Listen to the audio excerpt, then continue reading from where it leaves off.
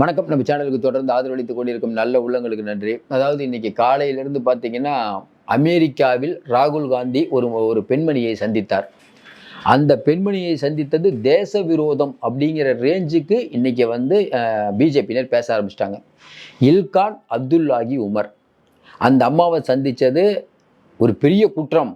அதாவது இப்போ பேசுறதெல்லாம் வச்சு பார்த்தீங்கன்னா, ராகுல் காந்தி வந்து அமெரிக்காவிலேருந்து வந்தவொடனே உடனே அரெஸ்ட் பண்ணிடுவாங்க பொழுது. அந்த அளவுக்கு ஆன்டி இந்தியன், அதாவது வந்து இந்தியாவுடைய ஆன்டி சோசியல் எலிமெண்ட்ஸ் அவங்களோட வந்து ராகுல் காந்தி ஃபோட்டோ எடுத்திருக்காரு, அவங்ககிட்ட பேசியிருக்காரு. இது மட்டும் இல்லாமல் சீனாவை சேர்ந்த ஒரு தூதர் மட்டத்தில் இருக்கக்கூடியவர்களை வந்து சந்திச்சிருக்காரு, இந்திய அரசாங்கத்துக்கு தெரியாமல். அதாவது என்னென்னா, டோட்டலாக சொன்னோன்னா, இங்கேருந்து இந்தியாவிலேருந்து ஐயா ராகுல் காந்தி போயிட்டு இந்தியாவுக்கு எதிராக யார் யார் செயல்படுறாங்களோ அவங்களோட சேர்ந்து கூட்டு சேர்ந்து பெரிய விஷயம் பண்ண போகிறாரு அப்படின்னு இன்றைக்கி பிஜேபியில் எல்லாரும் ரிக்கோட ஆரம்பிச்சிட்டாங்க. இது ரொம்ப முக்கியமான பிரச்சனைங்க. இது பேசி அவனு தான் பேசுகிறோம். ஏன் இதுன்னா, இன்றைக்கி ஆங்கில ஊடகங்கள் எல்லாத்துலேயும் இதுதான் செய்தி. இல்கான் உமர் யார், அந்த அம்மா ஃபோட்டோ போட்டு இதுக்கு முன்னாடி என்ன இருந்தாங்க, அவங்க வந்து இலசோட்டா அப்படிங்கிற பகுதியை சேர்ந்தவர், முதல் சோமாலி அமெரிக்கர் அவர். இன்னும் குறிப்பாக சொன்னால் அந்த அந்த ஏரியாவிலேருந்து வந்த முதல் பெண்மணி, முற்போக்கு கருத்துக்களை பேசக்கூடியவர். இன்னும் குறிப்பாக சொல்லணுன்னா, இந்த ஹமாஸ் இஸ்ரேலுக்கு தான் அமெரிக்கா சப்போர்ட்டு. ஆனால் அங்கே நாடாளுமன்ற உறுப்பினராக இருந்து கொண்டு ஹமாஸ் இயக்கத்தினருக்கு ஆதரவாக பேசக்கூடியவர். குறிப்பாக சொல்லணுன்னா, எங்கே ஒடுக்கப்பட்ட மக்கள் இருக்காங்களோ அங்கே பேசக்கூடியவர்கள்.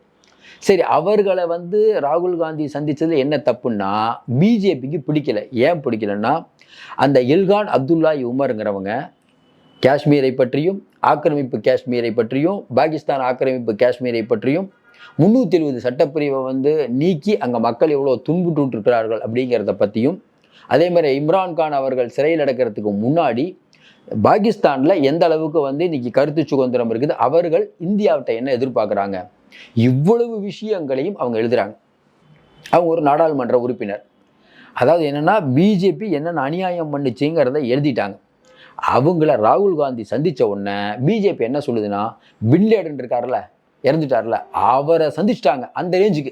அப்போ என்னென்னா, இங்கே இருக்கக்கூடிய சாமானிய மக்கள், ஐயோ இந்தியாவுக்கு அச்சுறுத்தல் விளையக்கூடிய அந்த லேடியை சந்திச்சிட்டாரா, அது இலான் உமர்னா உங்களுக்கு தெரியும், அவங்க இஸ்லாமியருங்க பண்ணியிருப்பாங்க, இதெல்லாம் சொல்ல வேண்டியதானே. ஏங்க ஹமாஸுக்கெல்லாம் ஆதரவு தெரிவிக்கிறாங்க அப்படின்னா அதெல்லாம் எங்களுக்கு பிரச்சனை இல்லை. காஷ்மீரை பற்றி ஏன் பேசுகிறாங்க? காஷ்மீரை பற்றி என்ன தப்பாக பேசுனாங்கன்னு புரியலையே. காஷ்மீரை பற்றி என்ன தப்பாக பேசியிருக்காங்களா? முதல்ல இவங்களுக்கு ஆக்கிரமிப்பு காஷ்மீரில் என்ன பிரச்சனை இருக்குதுன்னு தெரியுமா? இங்கே இருக்கக்கூடிய மோடிக்கு எத்தனை தடவை ஒரு போயிருக்காரு? லடாக்குக்கு ராகுல் காந்தி எத்தனை தடவை போகிறாரு? அமித்ஷா எத்தனை தடவை போகிறாரு? மோடி எத்தனை தடவை போகிறாரு? சொல்லுங்கள். இன்னும் நிறையா காஷ்மீரில் நிறைய இடத்துல அவங்களால வேட்பாளரே போட முடியலைங்க. அந்த இன மக்களின் அந்த ஏரியாவில் வாக்கே வாங்க முடியாத நீங்கள் அவருடைய உணர்வுகளை எப்படி புரிஞ்சிருப்பீங்க? சரி, இப்போ ராகுல் காந்தி என்ன பண்ணார்? ராகுல் காந்தி ஏற்கனவே டெக்சாஸ் மாகாணம் அங்கெல்லாம் போய் உரையாற்றுறாரு, நிறைய பேசுகிறாரு. இந்தியாவில் இருக்கக்கூடிய அந்த எந்த துறை, அதாவது தேர்தல் ஆணையம் அப்படிங்கிறது அவங்க இஷ்டத்துக்கு தான் தேர்தல் நடத்துகிறாங்க அப்படின்னு சொன்னால் உண்மையா இல்லையா? அவர் சொன்னது இந்தியாவில் மத சுதந்திரம் பாதிக்கப்படுகிறதுங்கிறார். உண்மையா இல்லையா? அப்புறம் எதுக்கு பொது சிவில் சட்டம்? அதானே டர்பன் மேட்டர் அவர் பேசினார். டர்பன் மேட்டர் அவர் பேசுறதுக்கு சீக்கியர்களே கோவப்படல, இவங்க ஏதோ போங்கிறாங்க. ஐயோ, ஆனால் என்னென்னா இவங்க ட்ரை பண்ணி பார்க்குறாங்க, சீக்கியர்கள் அமைத்து நல்லா தானே பேசிகிட்டு இருக்காருன்னு விட்டுட்டாங்க. இப்போ லேட்டஸ்ட்டாக என்ன ஆச்சு, இன்னைக்கு காலையில் அந்த புகைப்படம் வருது, இல்கான் அப்துல்லாஹி உமர் கூட சந்தித்ததை வந்த உடனே இப்போ லேட்டஸ்ட்டாக அவர் வந்து அமெரிக்காவிலேருந்து வந்த உடனே ஸ்ட்ரெயிட்டாக அரெஸ்ட் பண்ணணும், இல்லைனா அவருடைய பதவி பறிக்கணும். இப்போ பிஜேபி அந்த வேலைலாம் பார்க்கும். ஐயோ இவர் வந்து ஆன்டி எலிமெண்ட்ஸோட பேசிட்டார், இவர் எதிர்கட்சி தலைவராக இருக்கிறதுக்கு லாய்க்கில்லை, அதனால் நாங்கள் வந்து ஒரு நம்பிக்கையில் தீர்மானம் கொண்டு வரோன்னு என்னென்னமோ பண்ணுவாங்க, கோர்ட்டில் கேஸ் போடுவாங்க, எல்லாம் பண்ணுவாங்க. ஆனால் இது ஒன்றுமே நிற்காதுங்கிறது இவர்களுக்கு. அதாவது என்னென்னா ராகுல் காந்தி வந்து 10 பேர் ராகுல் காந்தியை உற்று நோக்குறாங்கன்னா இவங்க 10,000 பேர் உற்று நோக்கிற அளவுக்கு உங்கள் பிரச்சனை கிளப்பிட்டாங்க. இப்போ அமெரிக்கா பயணம் எத்தனையோ பேர் போகிறாங்க, 3 நாள் தான் அசரை விட்டுட்டார்ல பிஜேபியினர். அதே சொல்கிறாங்க, ஒரு லிமிட்டை தாண்டிட்டாராம். என்ன லிமிட் நீங்கள் வச்சுருக்கீங்க? நீங்கள் என்ன லிமிட்டை வச்சிங்க?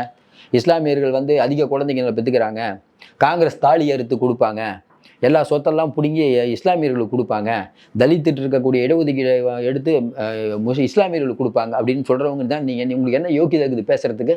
இன்னும் குறிப்பாக சொல்லணும்னா, அமித்ஷா பேசின பேச்செல்லாம் பழைய காலத்தில் என்ன பேசியிருக்காரு? மோடி நம்ம சொல்கிறோம். இன்றைக்கி இருக்கக்கூடிய சூழ்நிலையில் தொடர்ந்து ஒரு விஷயம் தான் கவனத்தில் விடணும். எல்லா விஷயத்தையும் தாண்டி ஒரு ரொம்ப ரொம்ப முக்கியமான விஷயம், இன்றைக்கி அந்த பெண்மணியை ஃபோட்டோ வந்ததுக்கு பிறகு ஏராளமான பிரச்சனைகள். என்ன பிரச்சனை? இப்போ அந்த பெண்மணி வந்து அமெரிக்கா நாடாளுமன்ற உறுப்பினர், அவருக்கும் இவர் என்ன சிக்கல் வருதுன்னா, இந்த விஷயம் எப்படி வெகுஜன மக்கள்கிட்ட கொண்டு போகுது? எல்லாத்தையும் தாண்டி ஒரு விஷயம்தான், இன்னைக்கு ராகுல் காந்தி வந்து போனதை பார்த்து அரண்டு போயிருக்காங்கன்னே சொல்லலாம். அவர் பேசிய பேச்சு சர்வதேச ஊடகங்கள்லாம் வந்து போச்சு. இதில் வந்து மோடி வந்து பெரிய பிம்பம் மாதிரி கட்டி வச்சுருந்தாருங்க. உங்களுக்கு தெரியும்ல, அதாவது வந்து புட்டினை போய் பார்ப்பாரு, அதுக்கப்புறம் லெவன்ஸ்கியை பார்ப்பாரு. நம்ம என்ன சொல்கிறோம், 2 பேரும் பார்த்தீங்கல்ல, சண்டையை நிறுத்த முடியல, எதுக்கு போனீங்க? சரி, இந்தியாவுக்கு எது வருமானம் வர மாதிரி பண்ணீங்களா? அதுவும் இல்லைங்க. ஏவுகணையை விற்றீங்கல்ல, அதில் நிறையா நீங்கள் ஏமாற்றிட்டீங்கன்னு அது ஒரு பெரிய விஷயம் ஓடிட்டு இருக்குது. அதுக்கு ஏதாவது பதில் இருக்கா? இன்னைக்கு ஹிண்டன்பர்க் அறிக்கை என்ன சொல்லுது? அந்த செபி தலைவர் மாத்து அவங்கள பற்றி நாங்கள் அறிக்கை கொடுத்ததுக்கப்புறம் ஒரு வார்த்தை கூட அந்த அம்மா பேசலை. ஐசிஐசியில் சம்பளம் வாங்கிக்கிட்டு அந்த அம்மா இருந்துக்கிட்டு எப்படி செபி தலைவராக இருக்க முடியுங்கிற கேள்விக்கு இது வரைக்கும் பதில் இல்லை. பிஜேபியும் பதில் இல்லை. அதாவது பதில் சொல்கிறீங்களா? அதானியை பற்றி ஏற்கனவே ஹிடன் அறிக்கையை வந்து நாடாளுமன்றத்தில் விவாதிச்சிங்களா? நீங்கள் எதுவும் பண்ண மாட்டீங்க. ஆனால் வெளிநாட்டில் இருக்கக்கூடிய ஒருத்தர் உங்கள் நாட்டில் மத சுதந்திரம் இல்லை, நீங்கள் 370 சட்டப்பிரிவை நீக்கினது தப்புன்னு எழுதுனா உங்களுக்கு ஏன் கோவம் வருது? நீங்களே கொஞ்சம் யோசிச்சு தமிழ் நம்ம நாட்டில் நமக்கு இவர் நம்ம அமெரிக்க தேர்தல் அதை பற்றி நம்ம எழுதுறோமா இல்லையா? எழுதுறோமா இல்லையா? 2 பேர் நிற்கிறாங்க, 2 பேருக்குள்ள காரச்சார விவாதம் எழுதுறோமா இல்லையா? அப்போ நமக்கு அமெரிக்காவில் வந்து இன்றைக்கி வந்து பல மாகாணங்கள் இருக்குது. அங்கே ஒரு சம்பவம் நடக்குதுன்னு வச்சுக்கோங்க. கருப்பருக்கும் வெள்ளையருக்குமான பிரச்சனை இன்னும் முடியல. இந்த கமிலா ஹாரிஸ்க்கு பாருங்கள் இவ்வளோ பிரச்சனை இருக்குது. இவர் வந்தால் நமக்கு நல்லது, அவர் வந்து இவ்வளோ இந்தியர்கள் மேலே காழ்ப்புணர்ச்சியில் இருக்கா. நம்ம எழுதுறோம்ல, நமக்கு எவ்வளோ சுதந்திரம் இருக்குது, அந்த சுதந்திரம் அவங்களுக்கு வேணாமா? ஒன்றும் வேணாங்க. இஸ்ரேலுக்கும் அமேஸ்க்கும் போர் நடக்குது. இங்கே வந்து நம்ம தோழர்கள் வந்து அமேஸ்க்கு ஆதரவாக தூதரகத்தை முற்றுகையிட இல்லையா? இதெல்லாம் நடந்துட்டு தான் இருக்குது. அதையும் தாண்டி இப்போ இந்த சந்திச்சாங்கல்ல இந்த பெண் யாருன்னா, இஸ்ரேல் ஹமாஸ் போரில் ஹமாஸுக்காக பேசக்கூடியவர். அமெரிக்கா இஸ்ரேலுக்கு சப்போர்ட்டு. ஆனால் இந்த அம்மா பாராளுமன்ற உறுப்பினராக இருந்து கொண்டு ஹமாஸ்க்காக பேசுகிறாங்க. ஒடுக்கப்பட்ட மக்களின் குரலாக எல்லா இடத்துலையும் பேசக்கூடியவராக அங்கீகரிக்கப்பட்டவர் இவர். அப்படிப்பட்ட ஒருத்தரை அப்போ நீங்கள் என்ன சொல்கிறீங்கன்னா, இந்தியாவில் வந்து மத சுதந்திரம் இல்லை, அது இல்லைன்னு யார் பேசினாலும் அவங்கள போய் யாரும் பார்க்கக்கூடாது. அப்புறம் எப்படிங்க சரியாக வரும்? இன்னும் குறிப்பாக பார்த்தீங்கன்னா, இன்றைக்கி இருக்கக்கூடிய நிலைமையில் பொது சிவில் சட்டம் வந்தால் என்ன நடக்கும்? ஹிஜாப் அணியக்கூடாது, சீக்கியர்கள் வந்து முண்டாசு கட்டக்கூடாது, இப்படி தானே இதான பொது சிவில் சட்டம், எல்லாருக்கும் ஒரே சட்டம். அப்போ அதை தானேங்க ராகுல் காந்தி சொல்கிறாரு. தொடர்ந்து நம்ம சொல்கிறோம், இன்றைக்கி இருக்கக்கூடிய சூழ்நிலையில் அந்த எலான் உமர் அவர்களை பார்த்தது பெரிய விவாத பொருளாக இருக்குது. இதை வச்சு ராகுல் காந்தி ஏதாவது டார்கெட் பண்ண ஆரம்பிச்சிட்டாங்க. நமக்கு என்ன சொல்கிறோம், இந்த 3 மாநில 4 மாநில தேர்தல் வருது. இது உண்மையிலேயே காங்கிரஸுக்கு நல்லது தான். காங்கிரஸ் வந்து தேச விரோத சக்திகளுடன் கைகோர்க்கிறதுன்னு இவங்க சொல்கிறாங்கல்ல, எந்த இந்திய மக்களாவது நம்புவாங்களா?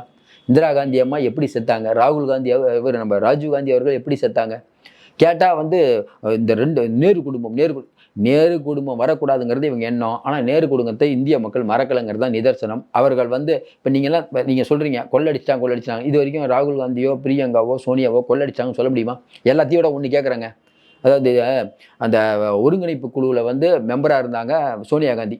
அதனால் வந்து அந்த ஒருங்கிணைப்பு போன கவர்மெண்ட்டில் அந்த கூட்டத்தில் கலந்துக்கிட்டாங்க. கரெக்டாக? அவங்க தானே இப்போ சேர்பர்சன். இப்போ ஒவ்வொரு பிஜேபி அமைச்சர் அவர்களும் ஆர்எஸ்எஸ்க்கு போய் ரிப்போர்ட் கொடுக்குறீங்களா இல்லையா? கோஆர்டினேஷன் கமிட்டின்னு வைக்கிறீங்களா? அப்போ ஆர்எஸ்எஸ்ட்ட ரிப்போர்ட் கொடுக்குறீங்கன்னா அப்புறம் வந்து உங்களுடைய பதவி பிரமாணத்தின் போது நடந்த அந்த பதவி காப்பு பிரமாணம் அதையே நீங்கள் மீறுறீங்கல்ல. சோனியா காந்தி பற்றி பேசுறதுக்கு உங்களுக்கு என்ன யோகிதை இருக்குதுன்னு கேட்பாங்கல்ல.